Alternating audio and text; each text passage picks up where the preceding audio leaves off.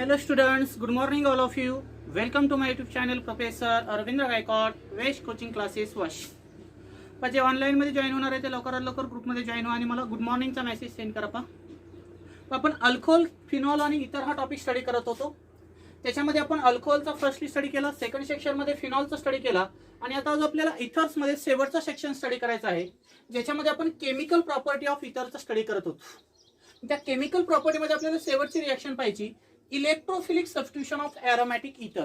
की एखादा एरोमॅटिक इथर जर तुम्हाला दिलेला असेल तर त्याच्यावर इलेक्ट्रोफिलिक सबस्टिट्यूशन कशा प्रकारे होतं तर त्यासाठी रेझोनन्स कन्सेप्ट हा तुम्हाला महत्त्वाचा आहे. समजा तुमच्याकडे अशा प्रकारचा घटक असेल, एक एरोमॅटिक कंपाऊंड आहे ज्याला आपण फिनिल ग्रुप म्हणतो आणि त्याच्यावर एखादा इलेक्ट्रॉन डोनेटिंग ग्रुप असेल. ऑक्सिजन हा लोन पेअर आहे म्हणजे इलेक्ट्रॉन डोनेटिंग ग्रुप आहे आणि असा जर इलेक्ट्रॉन डोनेटिंग ग्रुप असेल तर तो बेन्झीन रिंगला इलेक्ट्रॉन सर्क्युलेट करत असतो किंवा डोनेट करत असतो. त्यावेळेस हा ऑक्सिजन काय करेल, या कार्बनला इलेक्ट्रॉन डोनेट करतो पा. त्यावेळेस या कार्बनकडे व्हॅलन्सी जास्त होते म्हणून तो कार्बन नंबर 2 ला इलेक्ट्रॉन जास्त होतात. इलेक्ट्रॉन जर जास्त झाले तर त्याच्यावर मायनस चार्ज येतो पा. इलेक्ट्रॉन जर जास्त झाले तर कोणता चार्ज येतो, मायनस चार्ज येतो आणि इथं कोणता चार्ज असेल, प्लस. हे झालं तुमचं second resonating structure. Second resonating structure मध्ये ऑर्थो पोझिशनला म्हणजे 2 नंबर पोझिशनला मायनस चार्ज आलेला आहे. तो काय करतो, नेक्स्ट कार्बनला इलेक्ट्रॉन डोनेट करतो आणि नंतर 4 नंबर कार्बन ही पॅरा पोझिशन असते. मग ह्या पॅरा पोझिशनला इलेक्ट्रॉन जास्त होतात म्हणून विथ रिस्पेक्ट टू पॅरा पोझिशनवर निगेटिव्ह चार्ज येतो पा. कुठे निगेटिव्ह चार्ज येतो, विथ रिस्पेक्ट टू पॅरा पोझिशनला तुम्हाला निगेटिव्ह चार्ज आलेला दिसतो. त्यानंतर पॅरा पोझिशनवरचा जो इलेक्ट्रॉन आहे तो नेक्स्ट कार्बनला डोनेट करतो आणि विथ रिस्पेक्ट टू ऑर्थो पोझिशनला म्हणजे कार्बन नंबर 6 वर काय होतो, तुमचा निगेटिव्ह चार्ज आलेला दिसतो. त्यामुळे नेक्स्ट स्ट्रक्चर मध्ये जर आपण पाहिलं, फोर्थ स्ट्रक्चर मध्ये, तर तुमचा जो रेझोनेटिंग स्ट्रक्चर नुसार आहे तो चार्ज कुठे येतो तुमचा 6 नंबर पोझिशनला आणि प्लस चार्ज कुठे आहे तुमचा ऑक्सिजन वरती आहे. नंतर 6 नंबर कार्बनकडे इलेक्ट्रॉन जास्त आहेत म्हणजे इलेक्ट्रॉन रिच पोझिशन आहे. तो काय करतो, त्याला अनस्टेबल आहे तो स्टेबल करण्याचा प्रयत्न करतो. त्यावेळेस इथला ऑक्सिजन कार्बन बॉन्ड आहे जो इनिशियल स्ट्रक्चर मधला तो काय होतो तुमचा ब्रेक होतो आणि फायनल तो स्ट्रक्चर काय तयार होतो पा, double bond double bond double bond. Double bond is converted into single bond. तर हे झालं तुमचं स्ट्रक्चर नंबर 5, हे झालं स्ट्रक्चर नंबर 4 आणि हे असेल तुमचं structure number 3. This is the resonating structure of anisole. हे कशा स्ट्रक्चर आहे, एनिसोलचं, ज्याला आपण असं नाव देऊ शकतो, the resonating structure of anisole. Resonating structure of anisole. आता एनिसोल मध्ये जर पाहिलं तर तुम्ही पहा इथे ऑक्सिजन ॲटम आहे म्हणजे हेट्रो ॲटम आहे. तुमचे हेट्रो ॲटम हे 4 प्रकारचे असतात पहा. एक असतो ऑक्सिजन, दुसरा असतो सल्फर, फॉस्फरस आणि नायट्रोजन. याच्यापैकी एखादा हेट्रो ॲटम जर बेन्झीन रिंगवर प्रेझेंट असेल तर तो इलेक्ट्रॉन डोनेटिंगचं कार्य करतो. म्हणजे कार्बनच्या रिंग मधला जो कार्बन असणार आहे त्या कार्बनला तो इलेक्ट्रॉन डोनेट करण्याचा प्रयत्न करतो. म्हणजे याच्यामध्ये तुम्ही एक गोष्ट लक्षात ठेवू शकता पहा, जर समजा तुमच्या एखाद्या बेन्झीन रिंगवर इलेक्ट्रॉन डोनेटिंग ग्रुप असेल पहा, बेन्झीन रिंगवर जर इलेक्ट्रॉन डोनेटिंग ग्रुप असेल तर निगेटिव्ह चार्ज हा तुमचा ऑर्थो आणि पॅरा पोझिशनला येतो. निगेटिव्ह चार्ज जर ऑर्थो आणि पॅरा पोझिशनला येत असेल तर त्याला आपण ऑर्थो पॅरा डायरेक्टिंग ग्रुप म्हणतो. काय म्हणतो आपण त्याला, ऑर्थो पॅरा डायरेक्टिंग ग्रुप. म्हणजे फ्युचरमध्ये लक्षात राहू द्या, ऑर्गॅनिक केमिस्ट्रीमध्ये जर बेन्झीनवर एखादा इलेक्ट्रॉन डोनेटिंग ग्रुप असेल तर त्यावेळेस तो इलेक्ट्रॉन डोनेटिंग ग्रुप आहे म्हणजे इलेक्ट्रॉन रिलीजिंग ग्रुप असतो आणि इलेक्ट्रॉन रिलीजिंग ग्रुप आहे म्हणजे तो ऑर्थो पॅरा डायरेक्टिंग असतो. मग ऑर्थो पॅरा डायरेक्टिंग आहे म्हणजे नेमकं काय असतं, समजा तुमच्याकडे ऑर्थो पोझिशन आहे म्हणजे 1-2 पोझिशन असते, मेटा पोझिशन आहे म्हणजे तुमच्याकडे 1-3 पोझिशन असते आणि पॅरा पोझिशन आहे म्हणजे तुमच्याकडे 1-4 पोझिशन आहे. याला ओम प्रकाश म्हणायचं. ऑर्थो, मेटा आणि पॅरा. ऑर्थो म्हणजे 1-2 पोझिशन असेल, मेटा म्हणजे 1-3 पोझिशन असेल आणि पॅरा म्हणजे काय असते, 1-4 पोझिशन असते. नंतर आपल्या केमिस्ट्रीमध्ये दुसरा एक ग्रुप असतो त्याला आपण इलेक्ट्रॉन विड्रॉइंग ग्रुप्स म्हणतो पहा. काय म्हटलं जातं त्याला, इलेक्ट्रॉन विड्रॉइंग ग्रुप्स.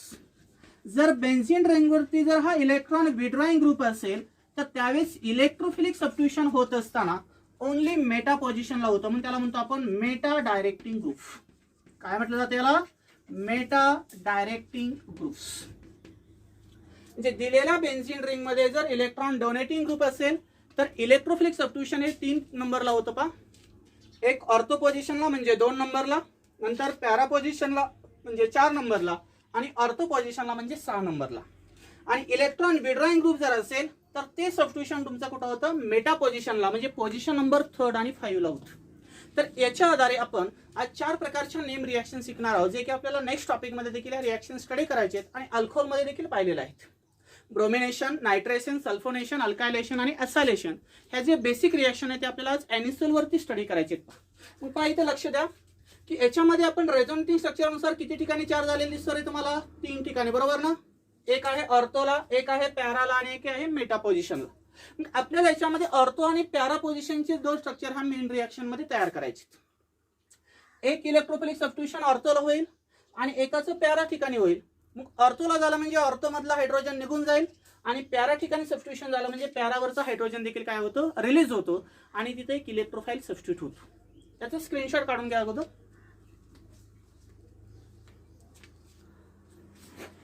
आता याच्यामध्ये जे आपल्याला नेम रिॲक्शन शिकायची तर त्याच्यामध्ये कोणकोणत्या प्रकारचे इलेक्ट्रोफाइल असतात जे की या निगेटिव्ह चार्जच्या जागी सबस्टिट्यूट होऊ शकतात 2 आणि 4 नंबर पोझिशनला. समजा तुमच्याकडे फॉर एक्झाम्पल मध्ये सांगतो, जनरली सुरुवातीला सर्व रिॲक्शन मध्ये इलेक्ट्रोफाइल कोणते असतात. समजा तुमच्याकडे जर क्लोरिनेशन रिॲक्शन असेल, कुठल्याही कंपाऊंडवर तुम्हाला क्लोरिनेशन करायला सांगितलेलं असेल एरोमॅटिक कंपाऊंडवर, तर त्यावेळेस रिजंट हा Cl2 असतो आणि त्याच्यामध्ये इलेक्ट्रोफाइलचं कार्य हा एक Cl+ करतो आणि दुसरा न्यूक्लिओफाइलचं कार्य करतो. मग आपल्याला इथे इलेक्ट्रोफिलिक सबस्टिट्यूशन करायचं असेल, नंतर तुम्हाला दिलेलं असेल ब्रोमिनेशन रिॲक्शन. एखाद्या एरोमॅटिक कंपाऊंड वरती तुम्हाला ब्रोमिनेशन करायचं. ब्रोमिनेशन करतो म्हणजे आपण रिजन म्हणून कशाचा यूज करणार आहे, कोण सांगताय. तर याच्यामध्ये आपण रिजन म्हणून कशाचा यूज करणार, Br2 चा. मग Br2 ला जर आपण डिसोसिएट केलं म्हणजे ब्रोमिनला जर डिसोसिएट केलं तर कोणता इलेक्ट्रोफाइल जनरेट होईल, Br+ आणि न्यूक्लिओफाइल कोणता असेल, Br-. त्यानंतर सिमिलर कंडिशन असेल, तुमच्याकडे आयोडिनेशन रिॲक्शन तुम्हाला करायला सांगितलेली असेल. कोणती रिॲक्शन असेल, आयोडिनेशन रिॲक्शन असेल. मग क्लोरिनेशन असल्यावर Cl2 चा यूज केला, ब्रोमिनेशन असल्यावर Br2 चा. मग आयोडिनेशन असल्यावर कशाचा यूज करायचा, कशाच करणार, तर I2 चा यूज करणार. म्हणजे आयोडिनेशन रिॲक्शन जर असेल तर याच्यामध्ये आपण रिजन म्हणून I2 चा यूज करतो. म्हणजे I2 ला जर आपण डिसोसिएट केलं तर काय एक्झिस्ट होईल, I+ आणि I-. तर असे क्लोरिनेशन, ब्रोमिनेशन आणि आयोडिनेशन ह्या ओव्हरऑल रिॲक्शनला आपण ऑर्गॅनिक केमिस्ट्रीमध्ये हॅलोजिनेशन रिॲक्शन म्हणतो.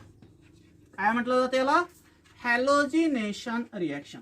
आणि अशा या हॅलोजिनेशन रिॲक्शन मध्ये जर समजा तुम्हाला सिलेक्टिव्हली क्लोरिनेशन विचारलेलं असेल तर Cl+ हा इलेक्ट्रोफाइलचं कार्य करेल.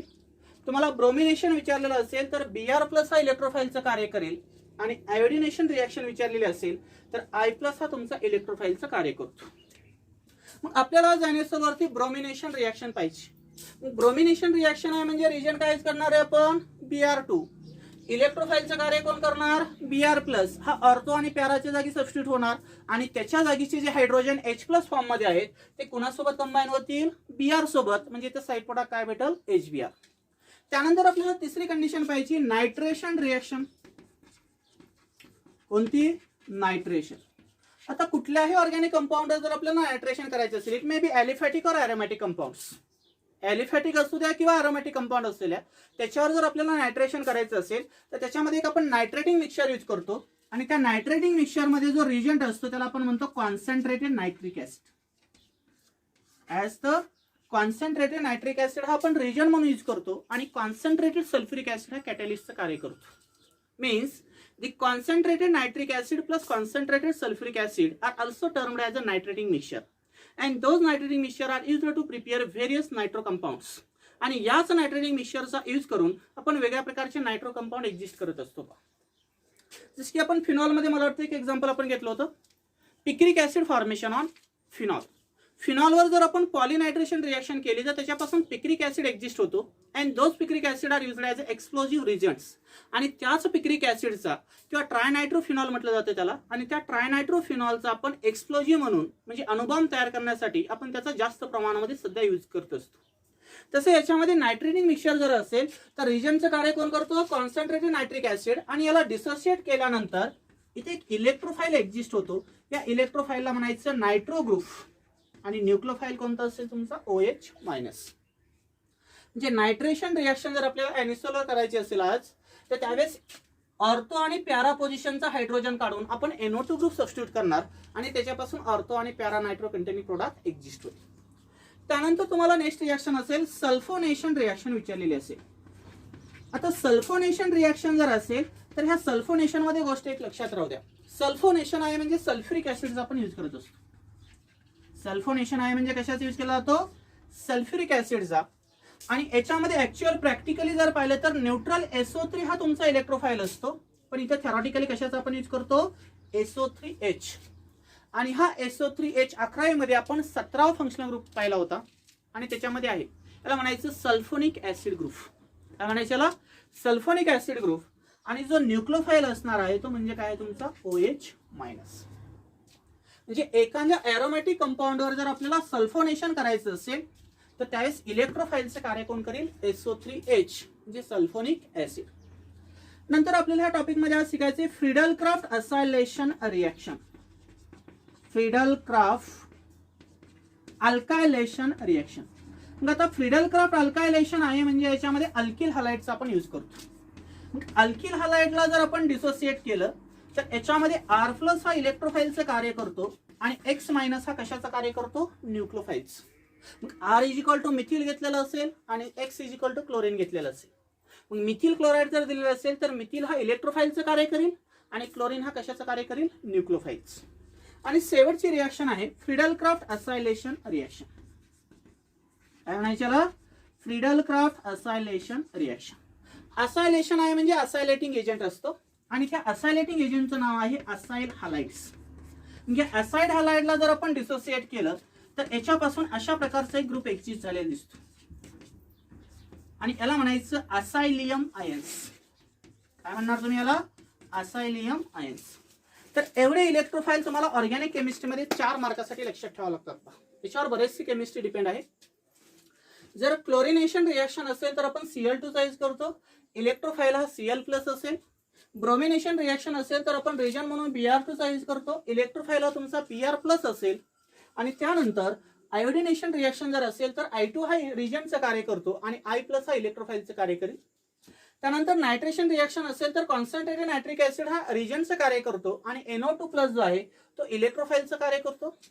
सल्फोनेशन रिॲक्शन जर असेल तर सल्फ्युरिक ऍसिड हा तुमचा रिजनचं कार्य करतो आणि SO3H हा तुमचा इलेक्ट्रोफाईलचं कार्य करत असतो. त्यानंतर फ्रीडल क्राफ्ट अल्कायलेशन जर असेल, this Friedel Crafts is the name of scientist and he used as one of the alkyl reagents that is alkyl halides. Due to this reaction is also termed as a Friedel Crafts alkylation reaction. की Friedel Crafts हे एका सायंटिस्टचं नाव आहे आणि त्याने alkyl हलाइडचा use करून in presence of Lewis acid त्याच्यापासून अल्कायलेटेड एरोमॅटिक कंपाऊंड तयार करतो. मग त्या रिॲक्शनला आपण फ्रीडल क्राफ्ट अल्कायलेशन रिॲक्शन म्हणतो. आणि याच्यामध्ये रिजन जर पाहिला तर रिजन असतो RX. मग इलेक्ट्रोफाईलचं कार्य हा R+ करतो आणि न्यूक्लियोफाईलचं कार्य कोण करतो? X-. त्यानंतर शेवटची रिॲक्शन आहे Friedel Crafts acylation reaction. Friedel Crafts is also called as a acylation reagent because in this reaction condition used as a acyl halides. की याच्यामध्ये आपण असाइल हलाइडचा यूज करतो आणि त्याला जर आपण लेविस ऍसिड सोबत डिसोसिएट केलं तर त्याच्यापासून असायलियम आयन्स तयार होतात. म्हणजे RC+O+. हा इलेक्ट्रोफाईलचं कार्य कोणत्या रिॲक्शन मध्ये करतो? Friedel Crafts acylation. तर सर्वांनी याला आपल्या नोटबुक मध्ये समासामध्ये लिहून घ्यावे, हे सगळ्यात महत्त्वाचं आहे. Write down.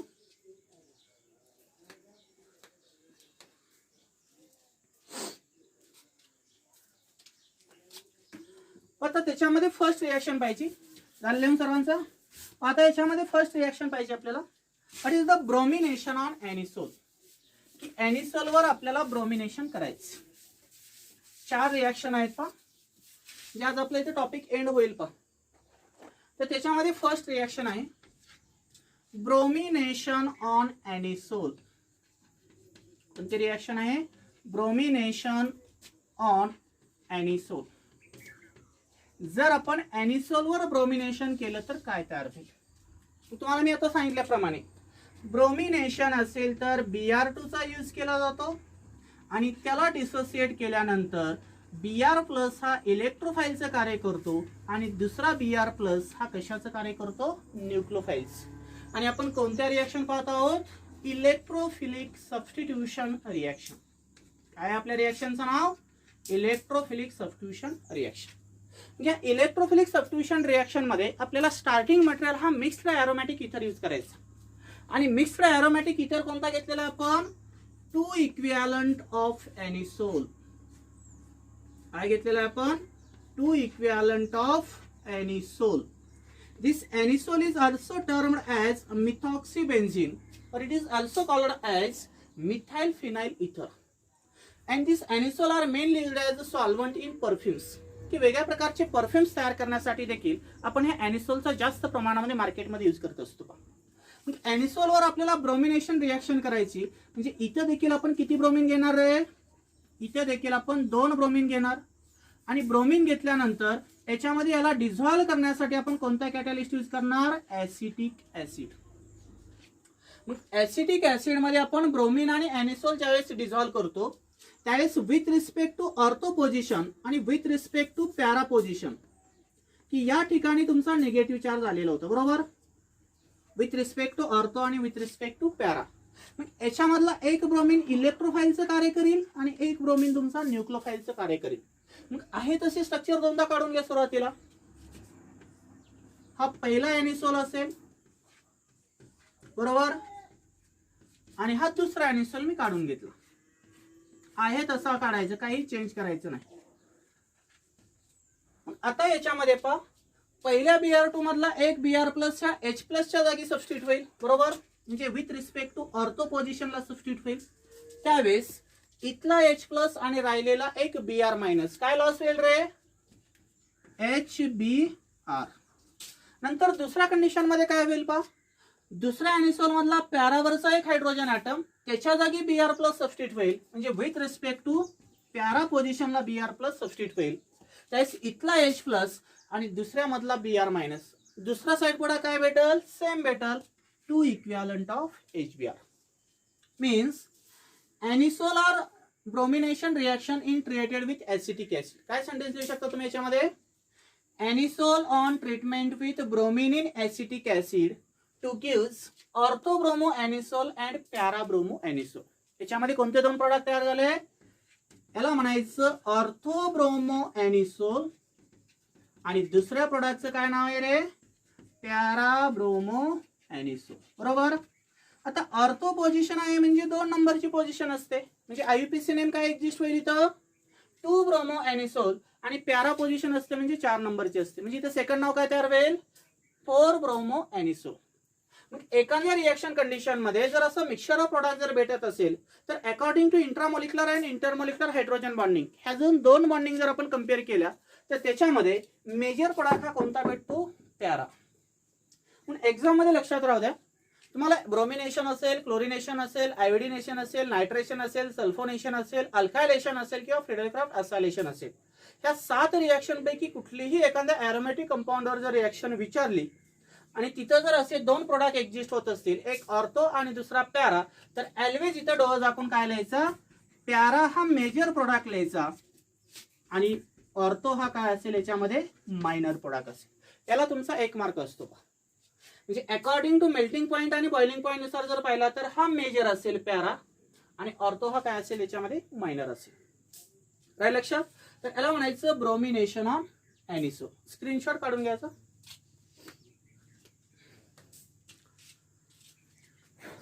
आता त्याच्यानंतर सेकंड रिएक्शन आहे नायट्रेशन ऑन एनिसोल की आपल्याला एनिसोलवर नायट्रेशन करायचं. काय करायचं सेकंड रिएक्शन मध्ये, nitration on anisole, nitration on anisole. आता सांगितल्याप्रमाणे जर आपल्याला कुठल्याही कंपाऊंडवर जर नायट्रेशन रिएक्शन करायची असेल तर काय आपण यूज करतो, concentrated nitric acid plus concentrated sulphuric acid are called as nitrating mixture. की कॉन्सन्ट्रेटेड नायट्रिक ऍसिड आणि कॉन्सन्ट्रेटेड सल्फ्युरिक ऍसिडचा जर मिक्सचर असेल तर त्याला आपण नायट्रेटिंग मिक्सचर म्हणतो. आणि या नायट्रेटिंग मिक्सचर मध्ये इलेक्ट्रोफाईलचं कार्य कोण करतो, NO2 आणि न्यूक्लियोफाईलचं कार्य कोण करतो, OH मायनस. मग आपल्याला ऑर्थो आणि पॅरा पोझिशनला तो NO2 सबस्टिट्यूट करायचा आहे, लक्षात राहू द्या. मग काय कंडिशन करता येईल, फेन 2 इक्विव्हॅलंट ऑफ एनिसोल. किती इक्विव्हॅलंट मध्ये एनिसोल घ्यायचा इथे थेरॉटिकली 2 इक्विव्हॅलंट मध्ये एनिसोल घ्यायचा. फेन 2 equivalent of anisole are heated with nitrating mixture. त्याला कशासोबत हीट करायचं रे? नायट्रेटिंग मिक्सचर सोबत हीट करायचं. म्हणजे किती नायट्रिक ऍसिड घेणार तुम्ही? 2.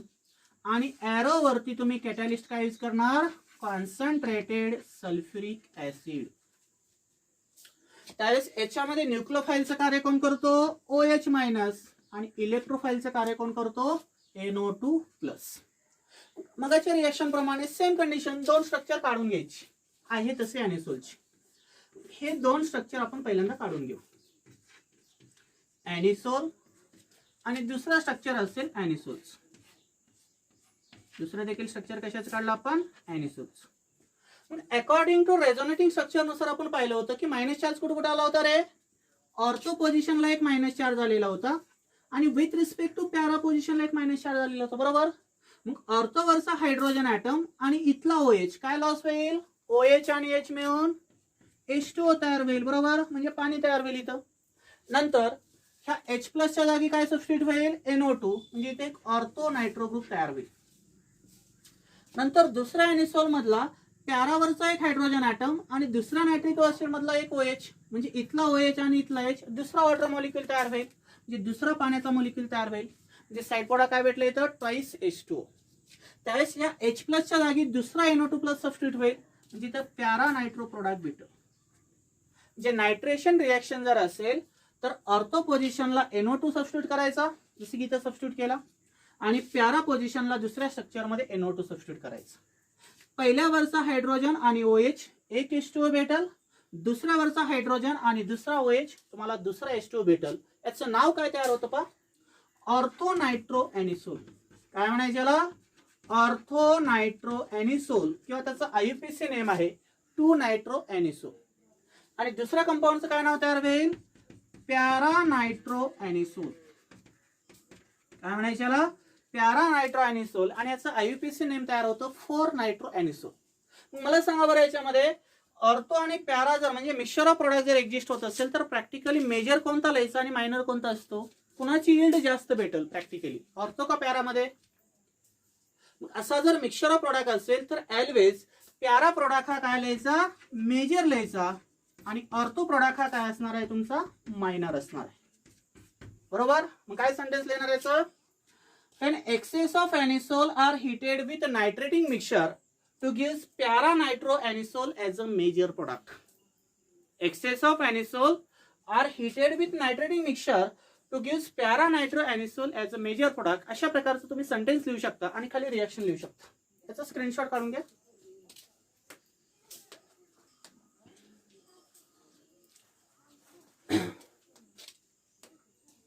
आता त्यानंतर तिसरी कंडिशन पाहिजे आपल्याला, Friedel Crafts alkylation reaction. Second last reaction कोणती आता या पॉइंट लेक्चर मधली? Friedel Crafts alkylation reaction.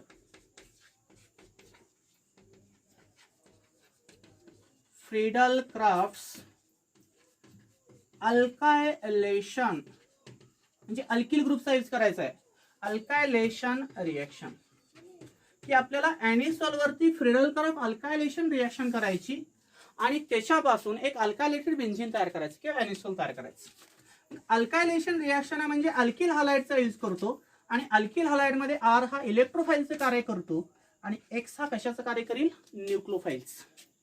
मग आता फ्रीडल-क्राफ्ट अल्कायलेशनची कंडिशन काय असते का? फ्रीडल-क्राफ्ट अल्कायमध्ये तुम्हाला कुठलाही अरोमॅटिक कंपाऊंड दिलेला असेल, बेन्झीन असेल, फिनॉल असेल, नायट्रोबेन्झीन असेल, ऍनिसोल असेल, त्यावेळेस इथं रिजंट हा मिथिल क्लोराईड दिला जातो किंवा इथिल क्लोराईड किंवा आयसोप्रोपिल क्लोराईड. ह्या तिन्हीपैकी एक रिजंट दिलेला असतो. आणि एरोवरती कॅटॅलिस्ट म्हणून आपण इथे लेविस ऍसिडचा यूज करतो आणि तो लेविस ऍसिड असतो अनहायड्रस AlCl3. अनहायड्रस म्हणजे पाण्याचं प्रमाण त्याच्यामध्ये 0% असतं, 0% असतं, म्हणजे कमी प्रमाणामध्ये पाणी असतं त्याच्यामध्ये. त्याला आपण म्हणतो अनहायड्रस AlCl3. मग असे 3 प्रकारचे लेविस ऍसिड आपण यूज करतो ऑर्गॅनिक केमिस्ट्रीमध्ये. एक असतो बोरॉन ट्रायफ्लोराईड, एक असतो अनहायड्रस झिंक क्लोराईड आणि एक असतो अनहायड्रस AlCl3, ज्याला आपण ॲल्युमिनियम ट्रायक्लोराइड्स म्हणतो. आणि तोच ॲल्युमिनियम ट्रायक्लोराइड्स कॅटॅलिस्ट म्हणून आपण फ्रीडल-क्राफ्ट अल्कायलेशन आणि असायलेशन रिएक्शन मध्ये यूज करतो आणि त्याच्यापासून R ग्रुपला किंवा असाइल ग्रुपला डिसोसिएट केलं जातं. आणि जो डिसोसिएट झालेला जो R ग्रुप किंवा असायलेटेड ग्रुप असणार आहे तो म्हणजे इलेक्ट्रोफाईलचं कार्य करतो. कशामध्ये? फ्रिडल क्राफ्ट अल्कायलेशन आणि असायलेशन रिएक्शन मध्ये. मग आता अल्कायलेशन रिएक्शन आपल्याला पाहिजे पहा. समजा तुम्ही घेतलेला आहे 2 इक्विव्हॅलंट ऑफ एनिसोल. काय घेतलेला आहे तुम्ही? 2 इक्विव्हॅलंट ऑफ एनिसोल. चारही रिएक्शन मध्ये स्टार्टिंग मटेरियल चेंज होत नाही पहा, हेच आहे. 2 इक्विव्हॅलंट ऑफ काय घेतला आपण? Anisole is treated with 2 equivalent of methyl chlorides. आणि त्याची रिएक्शन आपण कशासोबत केली?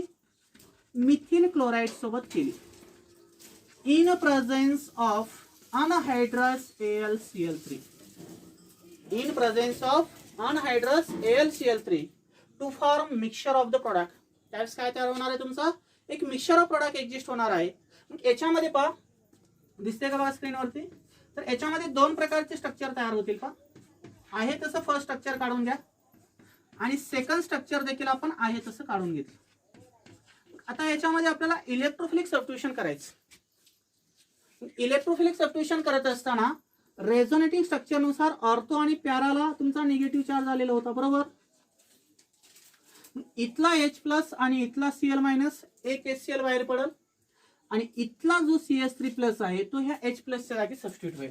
म्हणजे इथे ऑर्थो पोझिशनला काय सबस्टिट्यूट होईल? CS3 आणि काय लॉस होईल रे इथं? HCl. नंतर इथला H+ आणि इथला Cl-, दुसरा साइड पडा काय भेटेल तुम्हाला? 2 इक्विव्हॅलंट ऑफ HCl आणि त्या H च्या जागी काय सबस्टिट्यूट होईल? CS3. असे 2 प्रोडक्ट तयार झाले. आता पहा, आतापर्यंत आपण पॅरेंट कंपाऊंड हा एनिसोल कन्सिडर केला होता, पण आता एनिसोलवर फ्रिडल क्राफ्ट अल्कायलेशन रिएक्शन केल्यानंतर टोल्युइन हा काय करायचं? इथं पॅरेंट कन्सिडर करायचं. याला आपण मिथाइल बेन्झीन म्हणतो. काय नाव तयार होईल? ऑर्थोमिथॉक्सी टोल्युइन. काय नाव तयार होईल इथं? ऑर्थोमिथॉक्सी टोल्युइन. आणि इकडे नाव काय तयार होईल तुमचं? पॅरामिथॉक्सी टोल्युइन. दुसऱ्या कंपाऊंडचं नाव काय असणार आहे? पॅरामिथॉक्सी टोल्युइन. मग आता हे सेंटेन्स तुम्हाला लिहायचे. कसं लिहिणार सेंटेन्स?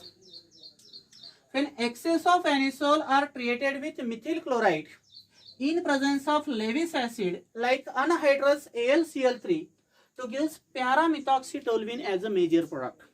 मग असे जर मिक्सचर ऑफ प्रोडक्ट एक्झिस्ट होत असतील तर याच्यामध्ये मेजर कोणता लिहायचा? पॅरा हा मेजर लिहायचा आणि ऑर्थो हा काय असणार आहे? इथं मायनर प्रोडक्ट असेल. म्हणजे प्रॅक्टिकली कुणाची यील्ड जास्त भेटेल? पॅरामिथॉक्सीटोल्युइनची. आणि सगळ्यात कमी यील्ड कुणाची भेटेल पहा? ऑर्थोमिथॉक्सीटोल्युइनची. तर हे झालं तुमचं फ्रिडल क्राफ्ट अल्कायलेशन रिएक्शन. स्क्रीनशॉट काढून घ्यायचा.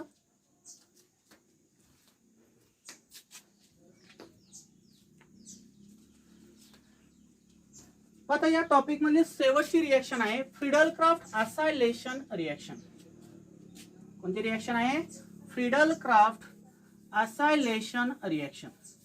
मग आता फ्रिडल क्राफ्ट असायलेशन रिएक्शन आहे म्हणजे काय होतं पहा? याच्यामध्ये 4 नंबरची रिएक्शन आहे फ्रिडल क्राफ्ट असायलेशन रिएक्शन. एकदम सोपी कंडिशन आहे. अल्कायलेशन मध्ये आपण अल्किल हॅलाइडचा यूज केला, बरोबर? आता असायलेशन आहे म्हणजे असाइल हॅलाइडचा यूज करायचं. RC≡OCl याला म्हणायचं असाइल क्लोराइड्स किंवा ऍसिड क्लोराइड म्हटलं तरी चालतं. आणि ह्या ऍसिड क्लोराइडला जर आपण लेविस ऍसिड सोबत डिसोसिएट केलं तर इथे इलेक्ट्रोफाइलचं कार्य कोण करतो? असाइलियम आयन. आणि न्यूक्लिओफाइलचं कार्य कोण करतो? Cl-. मग RC≡O+ ला काय म्हणणार तुम्ही? असाइलियम आयन्स. काय म्हणणार याला तुम्ही? असाइलियम आयन्स. आता याच्यावर आपल्याला एनिसोलवर ही असायलेशन रिएक्शन करायची. कशी करणार पहा? When excess of anisole are treated with, किंवा त्याला हिटेड हा शब्द यूज करायचा. आता इथे हिटेड कशामुळे घ्यायचा पहा? इथे कार्बन ऑक्सिजन मध्ये डबल बॉन्ड आहे. तसं अल्कोहोल आर आणि क्लोरीन मध्ये डबल बॉन्ड होता का? सिंगल बॉन्ड होता अल्किल हॅलाइड मध्ये. पण इथे असाइल क्लोराइड मध्ये किंवा ऍसिड क्लोराइड मध्ये कार्बन ऑक्सिजन मध्ये डबल बॉन्ड आहे. आणि डबल बॉन्ड ब्रेक करण्यासाठी लागणारं जे रिक्वायर्ड टेम्परेचर आहे ते कसं लागणार आहे? जास्त लागणार आहे. मग इथे ज्यावेळेस आपण रिजंट हा थेरॉटिकली ऍसिटिल क्लोराइड यूज करतो पहा. काय यूज केला जातो इथं? ऍसिटिल क्लोराइड्स किंवा बेन्झॉइल क्लोराइड्स. पण इथं तुम्हाला ऍसिटिल क्लोराइड दिलेला आहे बुक मध्ये. ऍसिटिल क्लोराइड ज्यावेळेस यूज करतो त्यावेळेस आपण तिथं हीट केलं जातं. काय सांगणार इथं? When excess of anisole are heated with acetyl chloride in presence of Lewis acid like anhydrous AlCl3 to give mixture of the product, त्यावेळेस तुम्हाला मिक्सचर ऑफ प्रोडक्ट भेटेल. सेम कंडिशन आहे, इथं ऑर्थोला निगेटिव्ह चार्ज झाला होता, इथला H प्लस आणि इथला Cl मायनस, काय लॉस होईल साईड प्रोडक्ट मध्ये H आणि Cl म्हणजे HCl लॉस होईल. त्यावेळेस H प्लसच्या जागी काय सबस्टिट्यूट होईल C डबल बॉन्ड OCH3. दुसऱ्या कंडिशन मध्ये काय होईल पहा, पॅरावरचा हायड्रोजन आणि दुसऱ्या मधला Cl, दुसरा HCl लॉस होईल आणि इथं काय सबस्टिट्यूट होईल C डबल बॉन्ड OCH3. तर असा मिक्सचर ऑफ प्रोडक्ट तुम्हाला या फ्रिडल-क्राफ्ट असायलेशन मध्ये तयार होईल. पण फ्रिडल-क्राफ्ट अल्कायलेशन असू द्या, असायलेशन असू द्या किंवा सल्फोनेशन असू द्या, इथे ज्यावेळेस प्रोडक्ट फॉर्मेशन होतं थेरॉटिकली त्यावेळेस त्याचं पॅरेंट नेम हे चेंज होतं पहा. इथं आता एनिसोल हे पॅरेंट नेम नाही, तर इथे एनिसोल हे काय आहे, एक अल्कॉक्सी सबस्टिट्यूएंट कन्सिडर केलेला आहे किंवा एक अल्किल ग्रुप्स आहे. इथं पॅरेंट नेम साठी हा कंपाऊंड एक्झिस्ट झालेला आहे. कोणता कंपाऊंड आहे C डबल बॉन्ड OCH3. असा जर बेंझिनवर कंपाऊंड असेल तर याला म्हणायचं ऍसिटोफिनोन. काय म्हणायचं याला ऍसिटोफिनोन म्हणायचं. आणि अशा प्रकारचा कंपाऊंड हा फ्रिडल-क्राफ्ट असायलेशन मध्ये आपण काय कन्सिडर करतो पॅरेंट, आणि फ्रिडल-क्राफ्ट अल्कायलेशन मध्ये आपण टोल्विन हा पॅरेंट कन्सिडर केला होता. याला म्हणायचं टोल्विन किंवा त्याचं नाव आहे मिथाइल बेन्झीन. इथं नाव देत असताना काय नाव देणार पहा, ऑर्थोमिथॉक्सी टोल्विन च्या ऐवजी इथं काय नाव तयार होईल ऑर्थोमिथॉक्सी ऍसिटोफिनोन. काय म्हणायचं याला ऑर्थोमिथॉक्सी ऍसिटोफिनोन. आणि इकडलं नाव काय तयार होईल पॅरामिथॉक्सी ऍसिटोफिनोन. पॅरामिथॉक्सी ऍसिटोफिनोन. मग सांगा बरं, आता 3 रिएक्शन झाले. हा असं जर मिक्सचर ऑफ प्रोडक्ट असेल तर कोणता मेजर भेटेल, ऑर्थो का पॅरा, कोण सांगताय. तर याच्यामध्ये काय असेल ऑर्थोमिथॉक्सी ऍसिटोफिनोन हा मायनर प्रोडक्ट असेल आणि पॅरामिथॉक्सी ऍसिटोफिनोन हा काय असेल तुमचा मेजर प्रोडक्ट असेल. मग तुमच्या बुक मध्ये दिलेलं असेल पहा, तुम्ही बघू शकता घरी गेल्यानंतर. तर याच्यामध्ये पॅरा आहे म्हणजे 90% लिहिलेलं असेल आणि मायनर आहे म्हणजे तिथं काय लिहिलेलं असेल 10%. म्हणजे मेजर प्रोडक्ट असेल तर 90% लिहिलेलं आहे काय बुक मध्ये आणि मायनर असेल तर 10%. तेच मी इथं काय लिहिलं आहे, जो मायनर आहे तो शब्दामध्ये लिहिला आणि जो पॅरा प्रोडक्ट आहे तो मेजर कशामध्ये लिहिला आपण शब्दामध्ये लिहिला. म्हणजे आपल्याला या इलेक्ट्रोफिलिक सबस्टिट्यूशन ऑन मिक्स्ड एरोमॅटिक इथरवर आपण 4 रिएक्शन पाहिल्या. पहिली ब्रोमिनेशन ऑन एनिसोल, दुसरी पहिली नायट्रेशन ऑन एनिसोल, तिसरी पहिली फ्रिडल-क्राफ्ट अल्कायलेशन ऑन एनिसोल आणि लास्टची होती Friedel-craft acylation on anisole.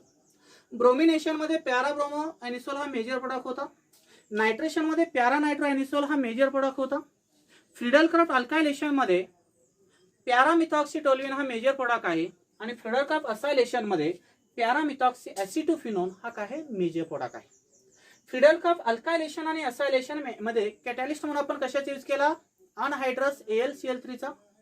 Friedel-craft अल्कायलेशन मध्ये आपण हीट केलेली नाही, पण फ्रिडल-क्राफ्ट असायलेशन मध्ये आपण हीटचा यूज केला. नायट्रेशन मध्ये आपण नायट्रेटिक मिक्सचरचा यूज केला आणि प्रत्येकामध्ये स्टार्टिंग मटेरियल हा काय होता एनिसोल होता.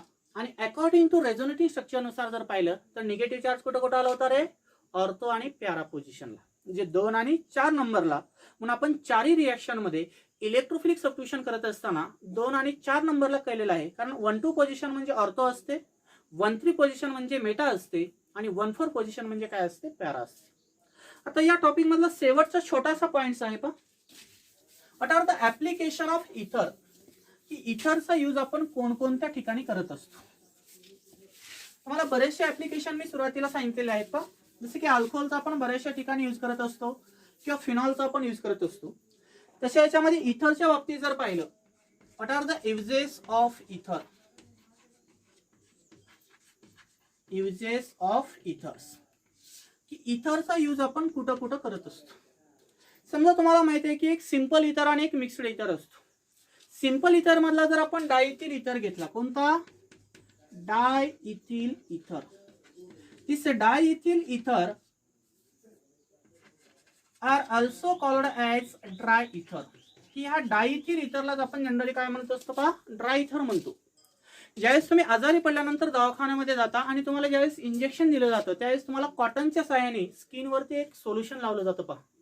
जे की तुमची स्किन अनेस्थेटिक बनली पाहिजे किंवा त्याला भूल आली पाहिजे, तर त्यासाठी आपण जे सॉल्व्हंट यूज करतो मेडिसिनमध्ये, तर त्या सॉल्व्हंटचं नाव असतं ड्राय इथर.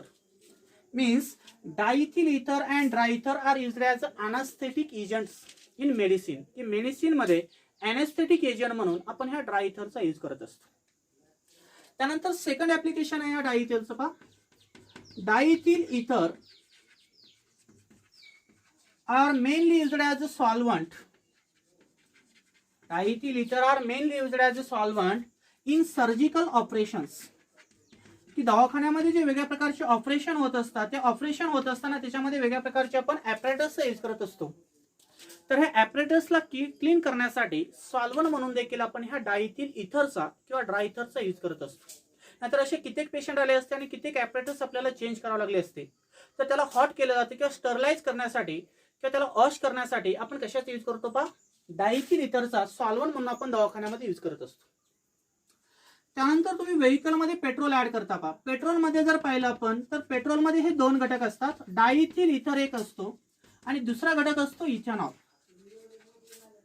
याच्यामध्ये 80% तुमचा डायइथिल इथर असतो आणि 20% पेट्रोल असतं. पहा, जर तुम्ही पेट्रोल आणि राखेल जर हातामध्ये घेतलेलं असेल तर पेट्रोल तुम्हाला इव्हॅपरेट झालेलं दिसतं आणि रॉकेल तुमचं इव्हॅपरेट होत नाही. जे पेट्रोल आणि केरोसिन मध्ये जर कम्पेअर केलं तर पेट्रोलमध्ये 80% हा तुमचा ड्राय इथर असतो, त्याच्यामुळे पेट्रोल तुम्हाला इव्हॅपरेट झालेलं दिसतं एअरमध्ये. तसं केरोसिनमध्ये डायइथलचं प्रमाण 0% असतं, त्यामुळे तो इझिली इव्हॅपरेट होत नाही. आणि ह्या दोन्हीचं जे मिक्सचर असतं त्याला मिक्सचरला आपण नॅटॅलाइट मिक्सचर म्हणतो. पहा, पाठीमागे मी अल्कोहोलमध्ये सांगितलेलं आहे तुम्हाला. The diethyl ether and ethanol are called as a nathalite mixture and those nathalite mixture are used as a fuels in petrols or vehicles. की व्हेकल मध्ये जे आपण पेट्रोल किंवा फ्यूल म्हणून यूज करतो, तर त्या पेट्रोल आणि डिझेल मध्ये जे असतं ते कोणते दोन घटक असतात? पहा, एक असतो डायइथिल इथर आणि दुसरा असतो तुमचा इथेनॉल. ह्या दोन्हीच्या कॉम्बिनेशनला काय म्हटलेलं आहे? एमसीक्यू लक्षात राहू द्या, नॅटॅलाइट मिक्सचर म्हणायच्याला. कसलं मिक्सचर म्हणायच्याला? Natalite mixture. What is the molecular formula of natalite mixture? मी तुम्हाला इथं ऑप्शन दिलेलं असेल, diethyl ether plus methanol, डायइथिल ether plus ethanol, डायइथिल ether plus propanol आणि डायइथिल इथर प्लस नन ऑफ दिस. तर त्यावेळेस एक्झॅक्ट आणि ॲक्युरेट आन्सर जर पाहिलं तर कोणतं असेल? Diethyl ether plus ethanol are called as a natalite mixture and those natalite mixture are used as a fuels in many vehicles. की वेगळ्या प्रकारच्या व्हेकल्समध्ये आपण फ्युल म्हणून कशाचा यूज करतो? या नॅटॅलाइट मिक्सचरचा यूज करतो. त्यानंतर आपण पाठीमागे एक नेम रिएक्शन पाहिली होती. पहा, जसं की ग्रिग्नार्ड रिजन फॉर्मेशनची रिएक्शन होती. Means dry ether are mainly used as a solvent in the preparation of Grignard reagents. की ग्रिग्नार्ड रिजन तयार करण्यासाठी देखील आपण सॉल्व्हंट म्हणून ह्या कशाचा यूज करतो? या डायइथिल इथरचा यूज केला जातो. मीन्स डायइथिल इथर or dry ether are used as a solvent in Grignard reagents. आणि त्याच ग्रिग्नार्ड रिजन पासून वेगळ्या प्रकारचे अल्कोहोल फॉर्मेशन करण्यासाठी देखील आपण सॉल्व्हंट म्हणून कशाचा यूज करतो? या ड्राय इथरचा यूज करतो. आणि शेवटचं महत्त्वाचं ऍप्लिकेशन आहे, this diethyl ether are also used as a solvent. Diethyl ether are also used as a solvent in oil industry, in fat industry, in waxes.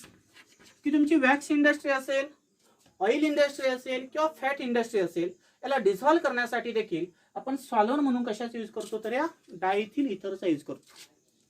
तर अशा तऱ्हेने हा टॉपिक इथं संपलेला आहे. पहा, अल्कोहोल, फिनॉल आणि इथर याच्यामध्ये आपण 3 सेक्शनमध्ये सुरुवातीला त्याचा मॉलिक्युलर फॉर्म्युला पाहिला, त्याचे नोमेनकल्चर, त्याचे क्लासिफिकेशन, त्याच्या मेथड्स ऑफ प्रिपरेशन, त्याच्या फिजिकल प्रॉपर्टी, केमिकल प्रॉपर्टी आणि शेवटी विचेस पाहिली. अशाच प्रकारची कंडिशन आपण फिनॉलमध्ये पाहिली, नंतर इथर्समध्ये. आणि हा जो टॉपिक आहे तो सीईटी साठी देखील महत्त्वाचा आहे आणि बोर्डामध्ये देखील तो 5 ते 6 मार्काला आहे. याच्यामध्ये काही वेळेस ऍप्लिकेशन विचारतील, काही वेळेस तुम्हाला नोमेनकल्चर विचारलेले असतील, काही वेळेस तुम्हाला मेथड्स ऑफ प्रिपरेशन विचारलेले असतील. तर मी लिहून देत असताना त्याच्यामध्ये काही पॉईंट्सला तुम्हाला आयएमपी किंवा व्हीआयएमपी करायला सांगितलेलं आहे. तर अशा पॉईंटवर लिखाण करत असताना किंवा वाचन करत असताना तुम्ही जास्त प्रमाणामध्ये त्याच्यावर भर देऊन त्या पॉईंटचा डीपमध्ये स्टडी करू शकता. जसे की तुम्हाला डो प्रोसेसच्या बाबतीत सांगितलेलं आहे, त्यानंतर रायझोटायझेशनची रिएक्शन सांगितलेली आहे तुम्हाला, त्यानंतर फ्रिडल कप अल्कायलेशन आणि असायलेशन रिएक्शन सांगितलेलं आहे. तर अशा वेगवेगळ्या रिएक्शनमध्ये जे आहे तर त्या रिएक्शन तुम्हाला 2 मार्कामध्ये विचारल्या जातात. तर नेक्स्ट टॉपिक आपण अल्डिहाइड कीटोन आणि कार्बोक्सिलिक ऍसिड घेणार आहोत, कारण तुम्हाला आता हा टॉपिक समजलेला आहे ऑर्गॅनिक केमिस्ट्री. यालाच रिलेटेड तुमचा अल्डिहाइड कीटोन आणि कार्बोक्सिलिक ऍसिड असे 3 डिफरंट फंक्शनल ग्रुप स्टडी करायचे आणि तो टॉपिक झाल्यानंतर आपण पार्ट फर्स्टला हात लावणार आहोत. तर जे विद्यार्थी ऑनलाईन पाहत असतील की त्यांनी लवकरात लवकर ऑफलाईन क्लासेस जॉईन करावेत, कारण आता 2 ते 3च मुली ऑनलाईन मध्ये असतात का, बाकीचे सर्व ऑफलाईनला येतात. तर लवकरात लवकर जे मुली असतील, इंदापूरचे असतील किंवा अनार साईडचे असतील, तर त्यांनी लवकरात लवकर जॉईन व्हावे, कारण आपल्याला ऑनलाईन मध्ये जेवढी केमिस्ट्री समजणार नाही तेवढी ऑफलाईन मध्ये लवकर लक्षात येईल पहा. आणि ह्या ज्या बेसिक गोष्टी आहेत ते तुम्हाला ऑफलाईन मध्ये समोरासमोर विचारता येतात. ऑनलाईन मध्ये विचारलं तर तुम्हाला लक्षात राहणार नाही किंवा इथं काय चेंज केलं हे समजता येत नाही. ज्यावेळेस तुम्ही ऑफलाईन मध्ये अटेंड करताल ऑर्गॅनिक केमिस्ट्रीचं लेक्चर, त्यावेळेस तुम्हाला ते इझिली लक्षात येईल. तर आपण इथे थांबू. थँक्यू.